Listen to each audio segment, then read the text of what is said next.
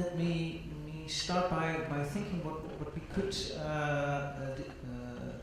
a little bit divide in the discussion is a discussion on this society, like at the beginning, which society are we talking about? Und ich fragte ja anfangs, von welcher Gesellschaft sprechen wir? Um welche Gesellschaft geht es? An wen denken wir, wenn wir sagen Gesellschaft? Sie haben das überwiegend angesprochen, haben auch von der Peripherie gesprochen, haben gesagt, das ist gar nicht dann unbedingt Gesellschaft. Aber die Frage der Ideologie und der Utopien ist ebenfalls von Ihnen genannt worden. Guy, vielleicht frage ich Sie einmal zuerst, haben wir etwas übersehen? Gibt es etwas, was uns fehlt? Lara und John haben das ja in ihren Präsentationen ebenfalls angesprochen, da scheint die Angst vor dem ideologischen Denken sehr deutlich durch und die Frage, ob die Visionen nicht vielleicht etwas zu groß sind. Ich könnte mich auch zur Advocatus Diabolus machen und sagen, wir haben es in der Gesellschaft mit vielen offenen Fragen zu tun. Wo geht es hin, wo endet es, ist eine davon. Yeah, what would be the cause, let's say. Und was wären die Ursachen? So maybe you can start. Well, I think that indeed, as you say, there are two possible approaches to the question of change. One approach is really an attempt to change the course of the things and the image of society, the structure of society, to bring it in a different direction. And then we can accept the fact that people actually hate it mostly. Yeah? So this help is there. You know, if you remember the experience with Tour failure, everybody hated it. Everybody hated also Santa Bobu. Everybody hated, of course, Bauhaus architecture. Yeah? If you look at the press at that time, it's hate only. So the change as it was sold by Rajnagar and Bauhaus was something people had to hate. For example, Malevich wrote that things that Bauhaus did are still too nice. Yeah? People use them too naturally, and so they don't experience them as design enough. Yeah? They should be much more hateful and much more difficult to use.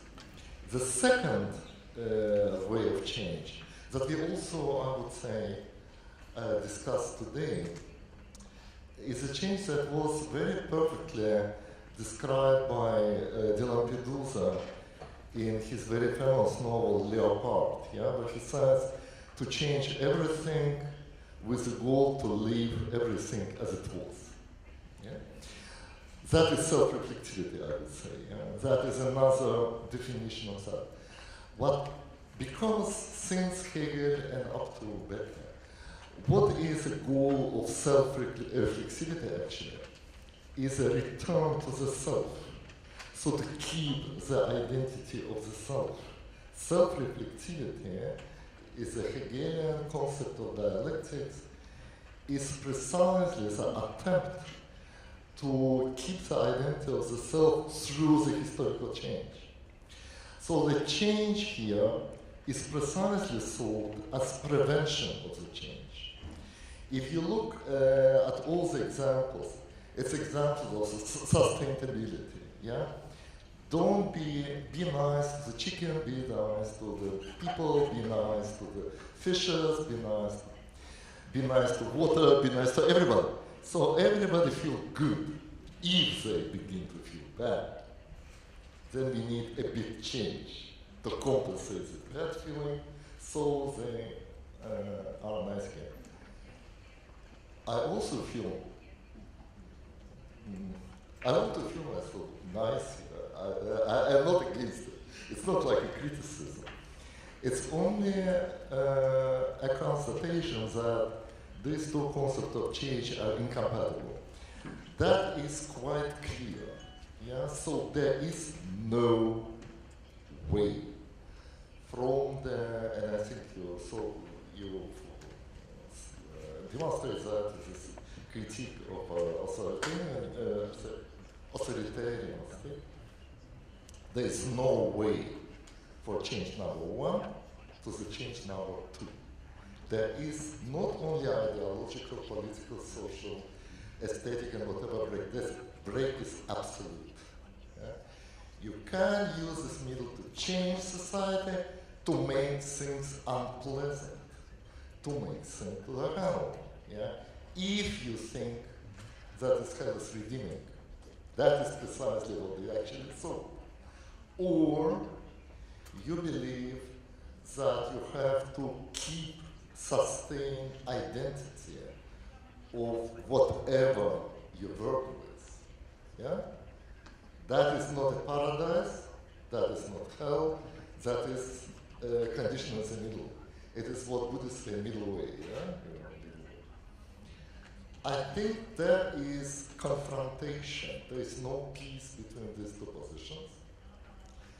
The continuity is illusionary, and I don't take any part in that.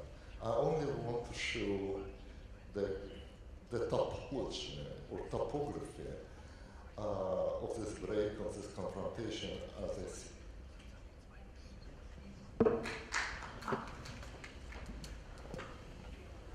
Just works okay. I agree with pretty much what you said, actually, I should say, and I could have given a talk emphasizing much more the essential contestation involved in all these processes. I wrote a lot about that as well. That was not questions to cover, and so I used my 30 minutes in different ways. But I do agree, and fundamentally it's easy to understand why, because I have emphasized that I think that we indeed need to think differently about these matters, and the thinking differently is about less about this control mode rationality and more somehow about designing in such a way that you explicitly want to enable agency. Yeah? And that is not a change between night and day. You can't say that early modernization did not just do that, but we can say that, for instance, in the health system, that has been built on the idea that medical rationality understands illness as located in our bodies, it repairs our body for us, and makes it healthy and tells us to take our pills. And the sort of thinking that I now witness in our health system is that we need to understand health in much wider way, because health is not only located in our body, it's also located in our behavior, it's in our mind, it's in our life circumstances. We need to get control over that, but it means that we need a sort of rationality that helps us to indeed exert agency. And that is a change of rationality. And when you then talk about the sort of technologies that's discussed for health care, then design may be designed for indeed agency, for enabling people. So empowerment, although it has been a program of design for a long time, may be understood now in different ways, maybe empowerment for people to do things in ways that they indeed themselves like.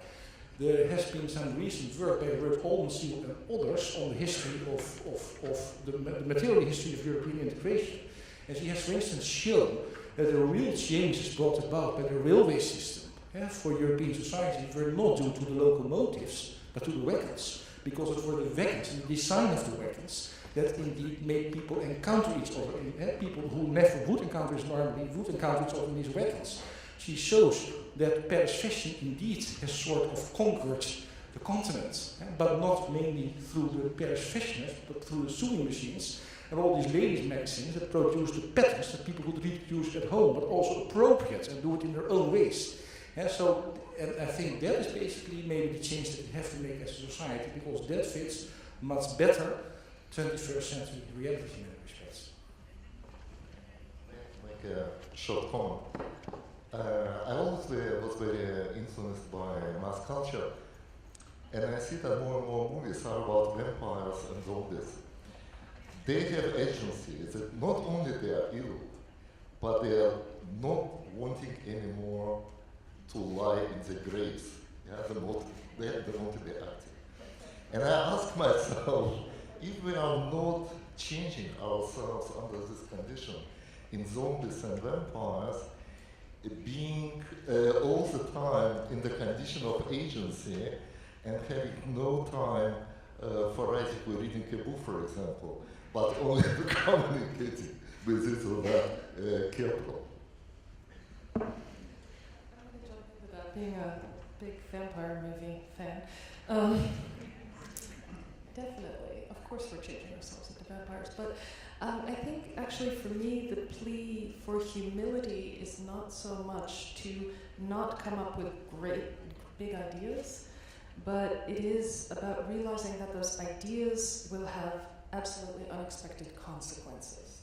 And I think that is one of the things that we need to keep in mind. And so actually when you come with your care autonomy issue, and can designers design autonomy into those machines, that's where I get a little bit worried, because I also think, you know, a very simple example is in the 1950s, we were very, very fierce on keeping our buildings transparent. I mean, this was just with the rise of the welfare state, and we were convinced that our bureaucratic organizations needed to be accountable and transparent. Those buildings are sustainably a nightmare now. And the values that at one point expressed something fundamental to society in the 1950s are expressing something very wasteful to us today. And so I think the time component, it's not just which society, but it's also that time component. These things transform. The vampire movies probably also come from a very deep-seated issue we've got right now. I mean, so that time component is very fundamental, and so the agency of designers is tricky. And that's when it's comfortable to move back into form, I think.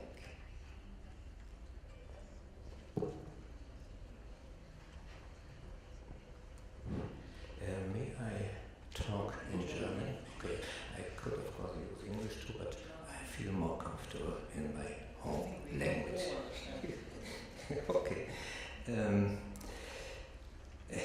The first lecture you gave, short condensed lecture, was a brilliant example of creating confusion and doubts.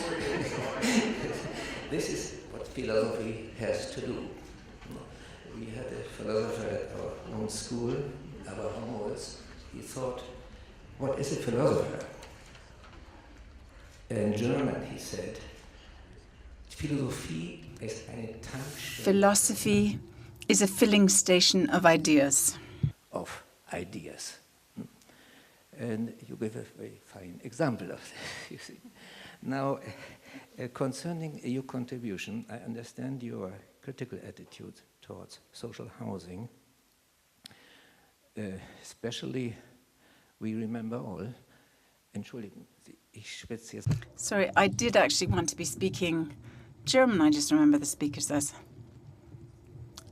I think it was in the 70s, or possibly it was earlier than that. There were these huge social housing projects.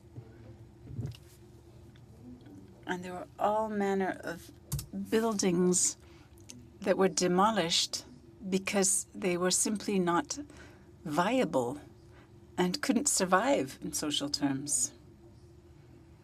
The intentions were very good. These, I think it was over 2,000 residential units in these huge towers, but they just dilapidated. They just sort of basically fell apart. The crime increased. It just wasn't socially sustainable to have this building there.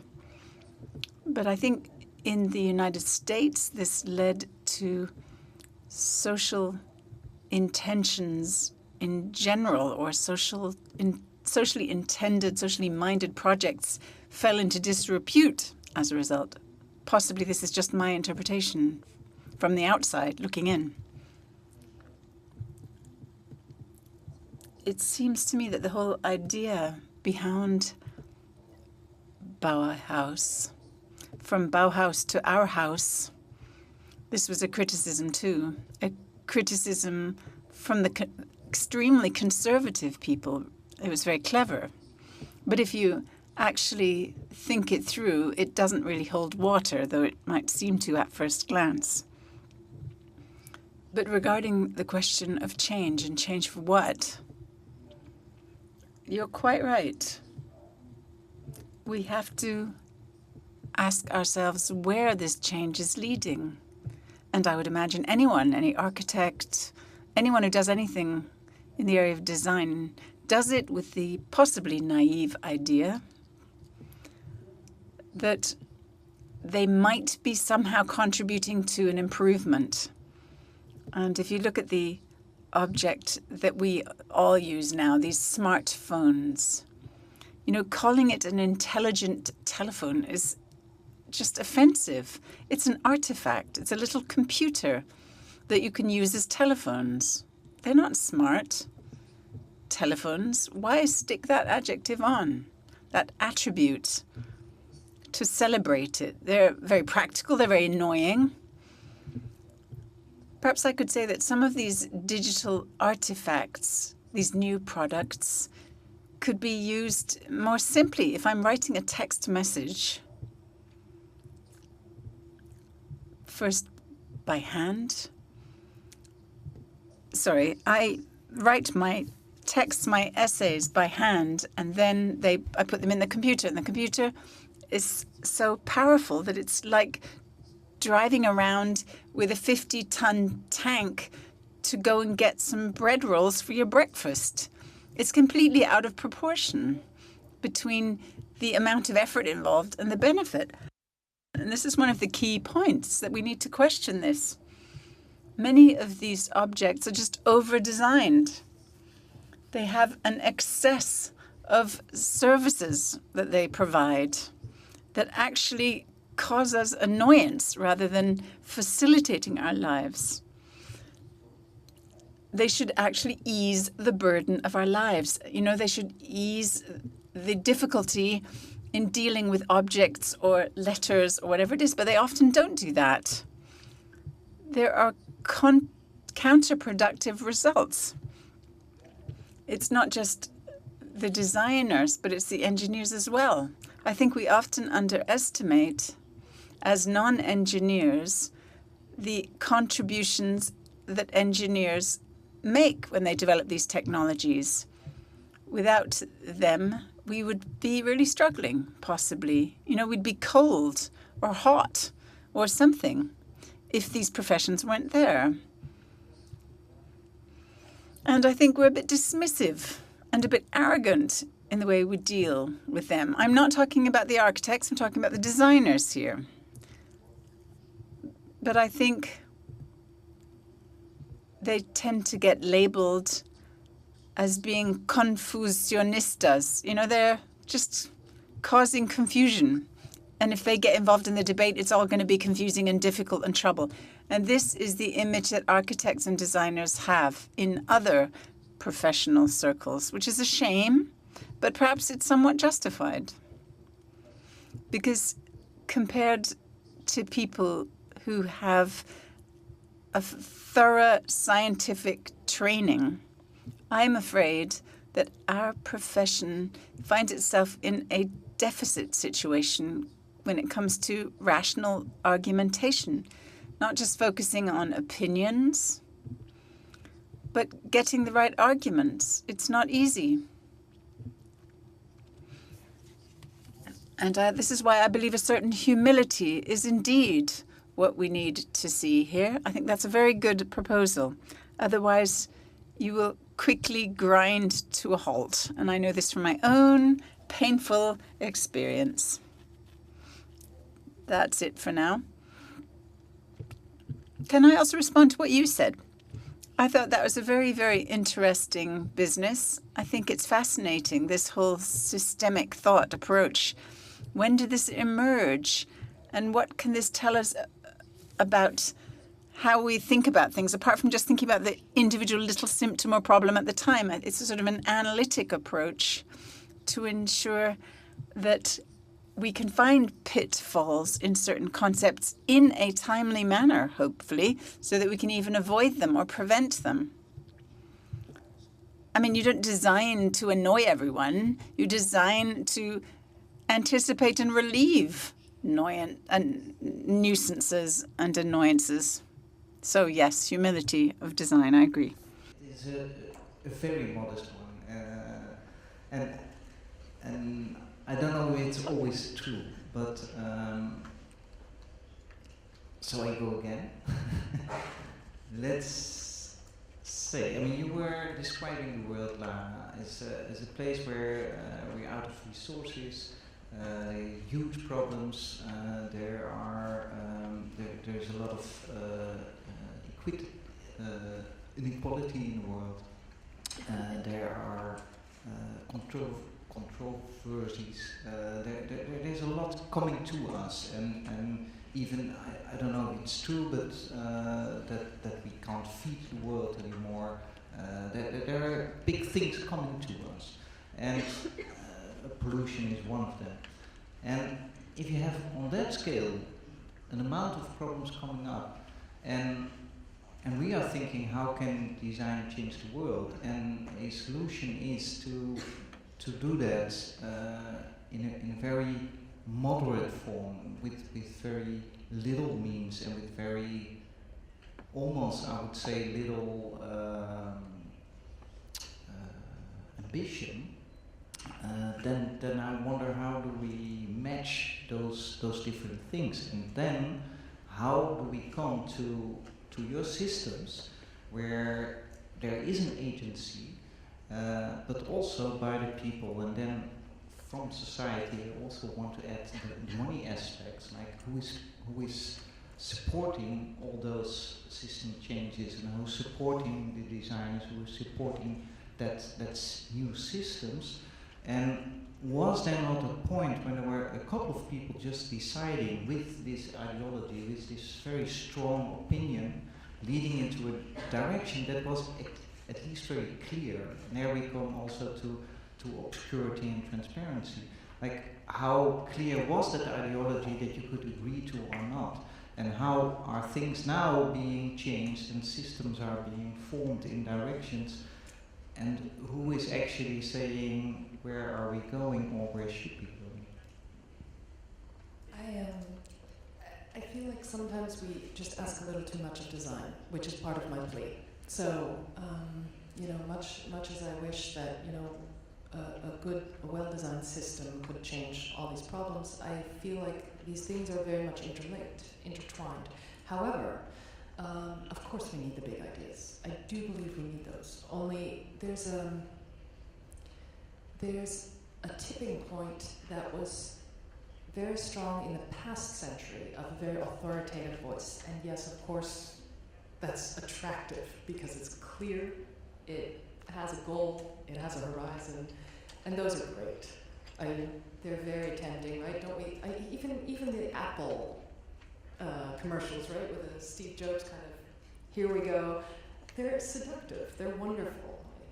It's not a surprise that we do end up falling for authoritarian, clear visions. However, we also know the downfalls of those. And I think that what I'm seeing in young designers, and maybe that's where I'm aiming right now, is that they are looking for modes of intervening that are less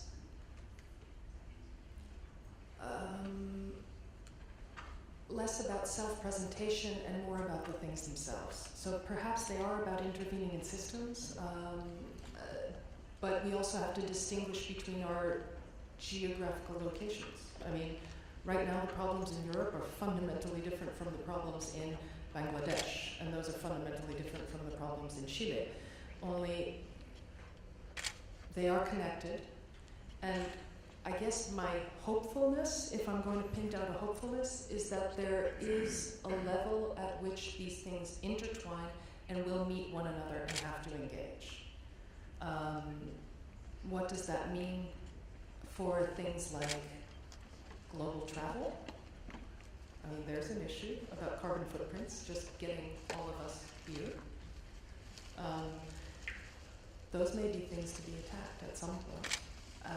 Can that be done in a single office? No, but there are more collaborative design processes, I think, that do engage with change.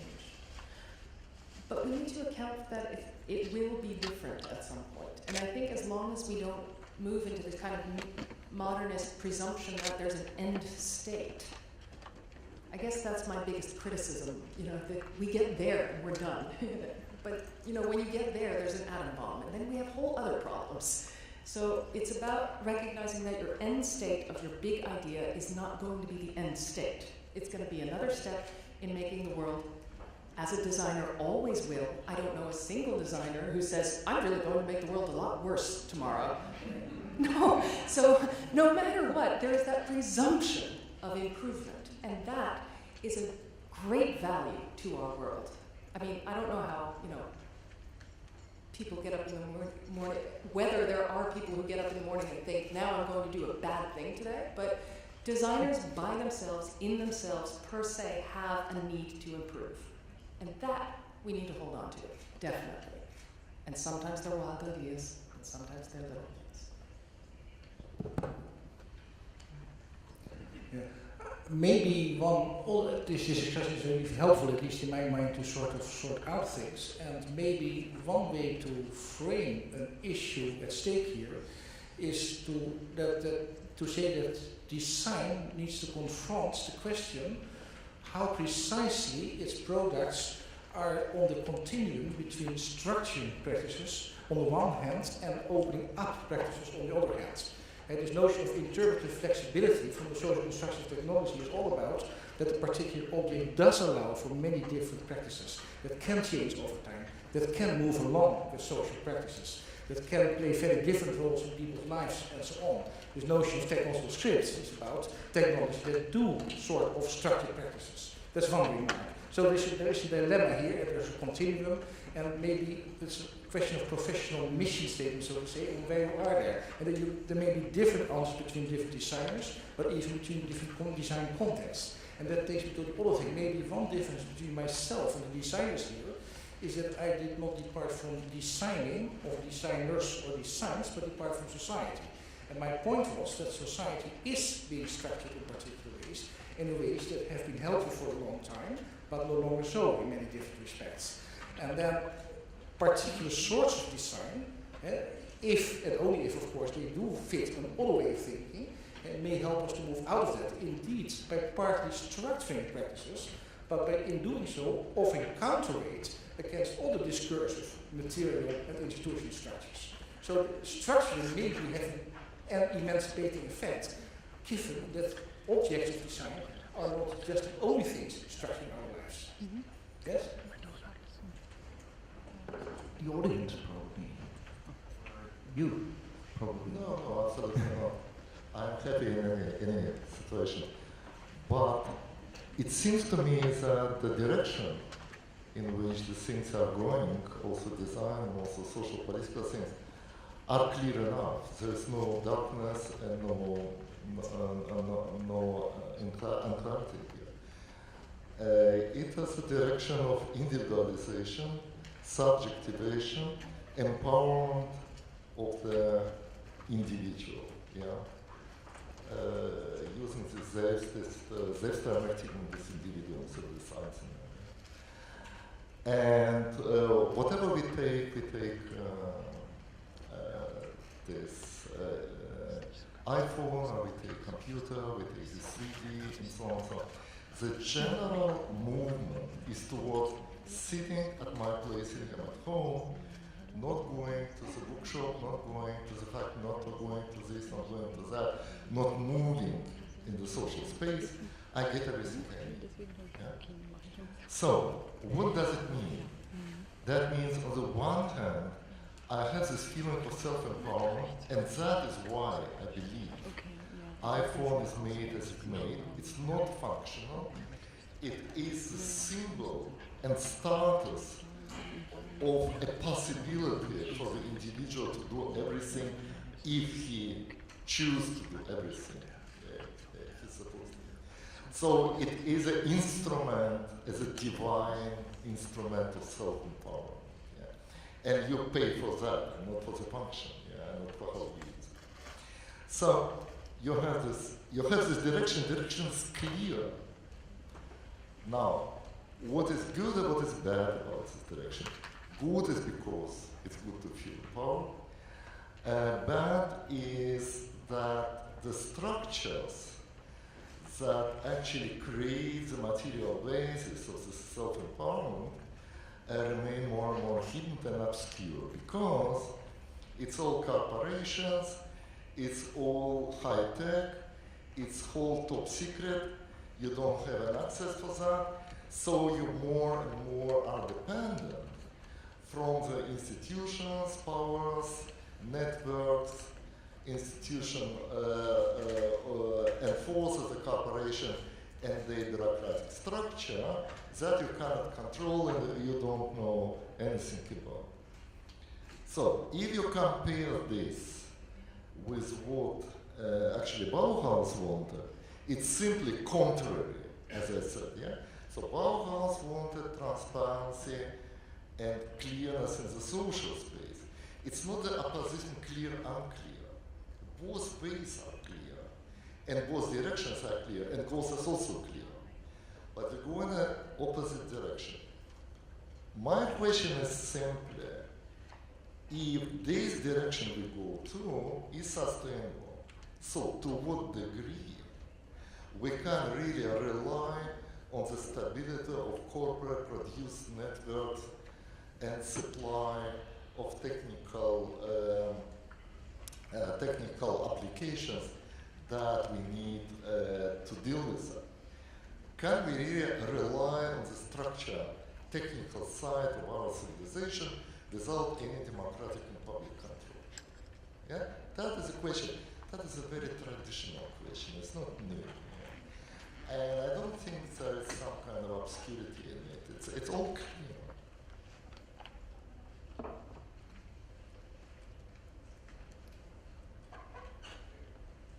Question in the audience. Is there an extra mic that can be there in the middle, more or less?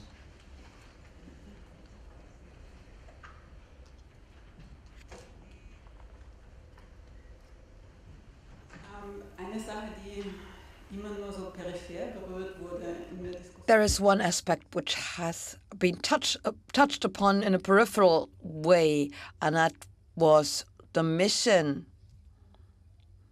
There are exemplary cases, but as far as the concept of the profession is concerned, the question is who commissions us. If the task is to change society, the question is who will ask us to do so.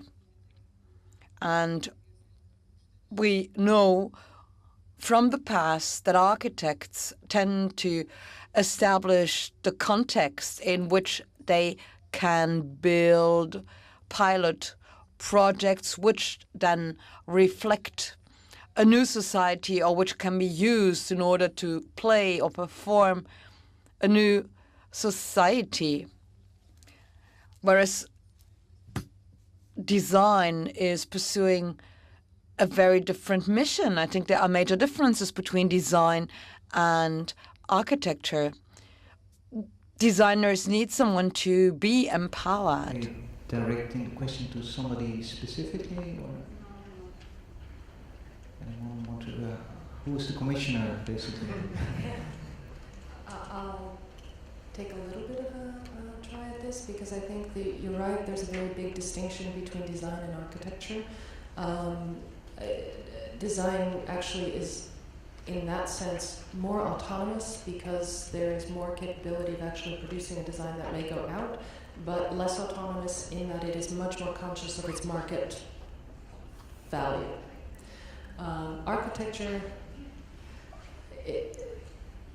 I wouldn't be here if I didn't like the profession, but it is a very difficult and very complicated profession. It has been the profession that helps dictators give clear evidence of their power in offering many commissions to architects. I showed the Dubai collage slide. I did not show the general Dubai and slides that I have, but there are days when I find it rather shocking to see what is going up in various other countries. The commissionership here, I think in Europe, I'm going to say this carefully because I was trained both in America and Europe, and if I compare the two, I think the European commissionership is in the end more generous to younger generations and new ideas. But, she carefully added, the bureaucracy with it is a nightmare, particularly now for a younger generation who is no longer able to prove that they have built 7 school buildings and therefore are able to build another school building. I do fear that many of the systems that we have put in place to control quality, because we are, by and large in Western Europe, social welfare states, are killing the possibility for radical new ideas. As young architects, I cannot possibly give them any advice other than to hang in there and keep going. But yes, the field is changing. It is changing radically. Commissionership is changing. Most of the people I knew personally that had flourishing practices are really going out to Eastern Europe, South America, Asia. Does that mean it's going to stop forever here? I hope not, because I do feel that in all the undertones of all the political discussions of where money is going, what we need, etc., that there are tones of hoping to commit to a collective project. And in that hope, there's the promise of a commission for a collective project. And collectives are where the architects come in. Not very optimistic, but hopeful, perhaps.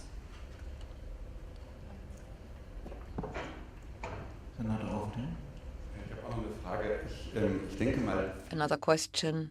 I think many people in the audience are representing the world of design and architecture. And I do agree to a lot I have heard here today. But I think we've all remained in our comfort zone. We try to save, to maintain what is good. We don't want to do bad things, which is definitely true. But then we often don't know what the impact of something new would be. Now, you mentioned the humbleness. You said we need to be humble or careful as far as big projects are concerned. But the question is, who determines the conditions we can consider when deciding what to do in the world and what we can do in the world? So I am a bit disappointed. I liked all your presentations. I enjoyed them. But the question is, can we change society? Maybe we should be humble, and maybe we cannot change it at all. But then what would that mean? We really want to give the floor to the designers, but also keep in mind that this is only the very first panel, and that there will be very practical examples of colleague designers this afternoon and tomorrow. But please. Ja, schauen Sie, ich würde eine leichte Vorsicht. I'd like to suggest that we are careful between these extreme changes and transformations and the impossibility of anticipating the consequences of what we do. But this applies to all professions, including for doctors, to doctors. So we are not in an exceptional situation.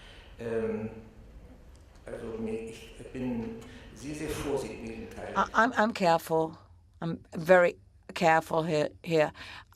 I'm a designer, but I cannot offer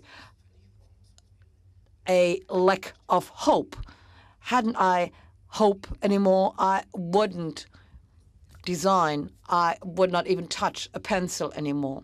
Now that's an ingredient, hope, even if it's minimum hope, and we cannot do without it. If there was no hope, we had to go a different way. So you might throw your hands in the air, but still go on. Concerning the other question from the United States and Holland about the younger generation and their possibilities of working as designers these days. Well, I guess 10 to 15 years ago, we told architects and designers to get used to the management discourse and to adopt management roles, which is kind of new. In the past, everybody relied on the commissioner. Everybody waited for the commissioner. Some were lucky and were even seeked out by commissioners. But becoming entrepreneurs had never been an item on the agenda of designers and architects. Up to a certain moment, the Ulm school in the 1950s was where I was trained, and nobody ever spoke about being an entrepreneur there. Being an entrepreneur was kind of a foggy cloud. The word as such was not a word we understood, and we also thought that those who say they are entrepreneurs are full of hubris, and yet we kind of managed somehow. Killing the opportunity for radical change is what you said. I'm not sure whether I should agree. I mean, has our society become as conservative as to not accept any possibility of change anymore? Doesn't it want to have any change anymore? Doesn't it want to change? I mean, compare it to the 1920s. Maybe it's quite smart to have a look at the texts written at the time, including its restrictions, its limits. And the interesting bit is also to not only consider success, the success stories, but also the stories of failure. The big success stories are not really fascinating. They tend you to tell the same stories all over again. Look at the books, look at beautiful pictures, fascinating comments, but there are few only who can write in an intelligent way about failures, or in the right way about failures. I mean, of course, you can go and state a failure, but it's much more difficult to explain how and why things failed. But we can learn from failures. Another question for the panel. Maybe we have not sufficiently pondered the question of useful design. I am referring to an emancipatory concept of design. Let me give you an example. In the last few days, we are under attack. It's the automotive industry that tells us that our future would consist, and our happiness would consist in focusing our engineering spirit and creativity on vehicles that move autonomously, independently, i.e. we are not used anymore. We are used, that's true, but only in our capacity as consumers, as buyers, as users of a consumption which is no longer a reasonable, ration-based one. This is neither democratic nor sustainable. And this is definitely not about what human beings want and wish. And this is also a question designers should ponder. maybe the activity of designers should much more focus on what is not designing the anyest useless artifact or kit, but to reflect upon the question whether designers in the future should rather focus on the rights of reasonable ratio-based users and consumers and defend their rights. More a statement actually than a question. And I think people agree with you. I do think a lot of people do that though. A lot of designers actually are going out in the world to look for their own commissions and come up with examples, ideas, proposals, but also not only proposals but actually actions to make the world a better place. Dare I say it? I do. Michael, kann ich da noch mal kurz nachhaken? A follow-up comment. Purposeful or useful design that makes sense, is vague. It's a legitimate question, but it's vague. And the question is, what is it that makes sense? I mean, that's about the German philosophical tradition. As for the sense, it's justified, but we need to be careful.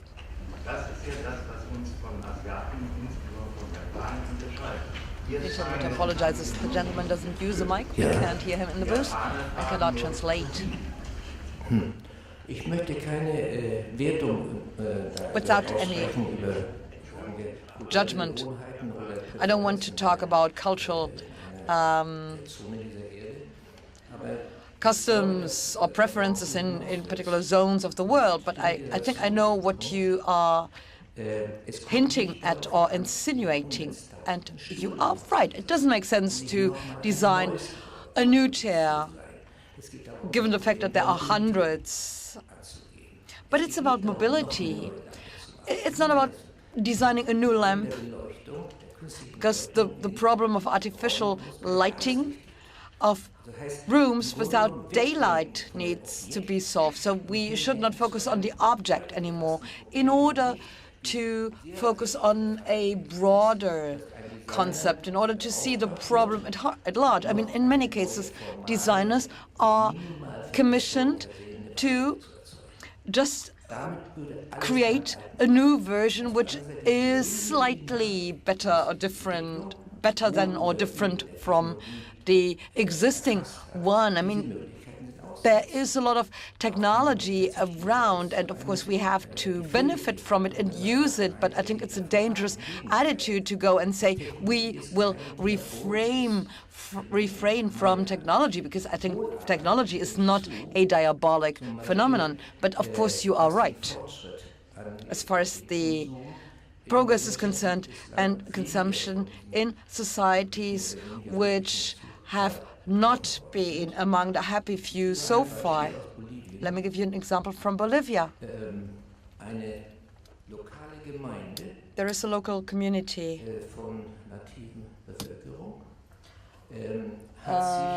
First Nation community, and they refuse to be made happy by progress in inverted commas, because they ask, what do we have to pay for progress? What's the price? The idea was to build a road right in the midst of their territory, allegedly in order to bring progress for the local community. Actually, this was about mineral resources in the area, and actually it was about getting access to these mines, and that's why the community said, sorry, we don't need a flat screen, we don't need a mobile phone or smartphone, maybe we don't need a phone at all, we don't want that road. I think few societies only are exempted from what we call the economic and technological progress. But we have become part of an artificial world. Most of us are part of this artificial world, which is an extremely complex one. And the only role we play consists in reducing the complexity of the complex world by offering our own proposals and projects, and that's a major task. It's a huge mission, the decomplexization. Not sure whether the word exists, but still, making the world less complex. Make it simple. Make it simple. Make it simple. It's actually the slogan of Philips, one of the biggest companies. I think we should leave it at this and get a break and prepare ourselves for the next round of discussions. I want to thank you all very much for your very great talks and contributions to everything, and the audience for your stamina. And see you in half an hour.